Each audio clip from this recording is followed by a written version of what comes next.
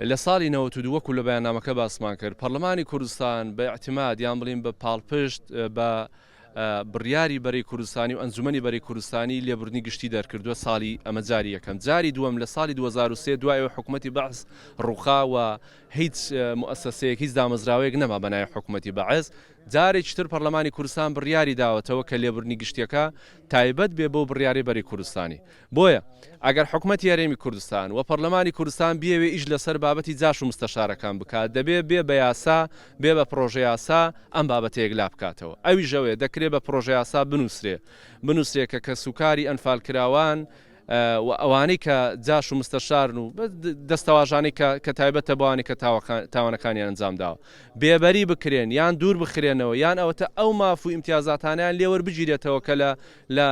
دام و دەستگاکانی حکوومەتی هەرێمی کوردستانەوە وەریان گرتووە ئەگەر نا تا ئەم کاتە و دادگاکان هەموو بڕیاری لێ هەموو سکاڵان نووسراوە وەزارەتە پەیوەندیدارەکان ناتوان جێبەجێ بکەن ئەمە بەڕاستی پرسیارێکە هەموو کوتلەکانی پەرلەمانی کوردستان هەموو ئەوانەی کە لەناو پەرلەمانی کوردستاندان هەر لە سەرۆکاتی و تا لیژنە پەیوەندیدارەکان بەرپرسیارن بەرامبەر ئەو مێژووە بەڕاستی چکە ئەوان کە ئەوە چەندان خولی پەرلەمانی کوردستان هات و ڕۆی و ئیتریش دەڕوا دەبێ ئەوانیش لەسەرەوە بابەتە بکەن و یەکلای بکەنەوە چێن ئەوانی جاش و مستەشار و ئەوانە بۆچی چۆن دەبێت لەسەر خوێنی ئەنفال بوون بەشت وە بوون بە خاوەنی کۆمەڵێک ماف و ئیمتیازات و دەستکەوت دەکرێت دوور بخرێنەوە هیچ هەوڵێکی جدی نییە و کەسوکاری ئەنفال یان ڕووفاتی ئەنفال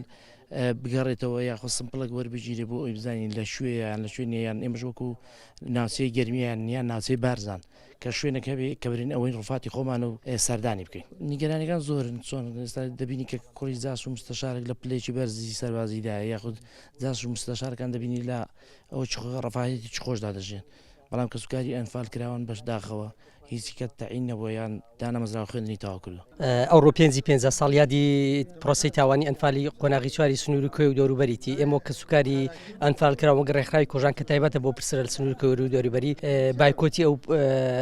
یادەمان کردووە لەبەرەوەی ساڵانە ئێمە کە لەو مۆنیمنتە یادی ئەنفالی سنوور کوێ و دەوروبەری دەکەینەوە کۆمەڵی داخوازی و داواکاریمان هەیە بەداخەوە هەموو ساڵە داخوازی و داواکاریەکانمان دووبارە دەبێتەوە بێ ئەو یەک لە داواکاریەکانمان جێبەجێ بێ بۆ ئێوە کە هەڵوێستەیەک وەک وەفایەک بۆ خەڵکی گەرمیان و سنووری چەمچەماڵ بایکۆتی ئەو یادەمان کرد کە لەبەرەوەی هەموو ئەو داواکاری و داخوازی کە کەسوکاری ئەنفال کراوان هەیەی لەلایەن حکوومەتی هەرێمی کوردستان و لەلایەنە پەیوەندیدارەکان پشتگوێ خراوە و جێبەجێ نەکراوە بگرە ئەوەی کە دەستی لەو تاوانەش هەیە ڕۆژ بە ڕۆژ کە ئیمتیازی زیاتری پێدەدرێەوە بەرچاوی کەسوکاری ئەنفال کراوان و ژیانی شایستەی بۆ دابین کراوە و کەسوکاری ئەنفال کراوان ڕۆژ بە ڕۆژ ژیانی بەرەو خراپتر دەڕوە و هەموو ئەو داواکارانی کە هەیەی ڕۆژ بە ڕۆژ پشتگوێ دەخرێت.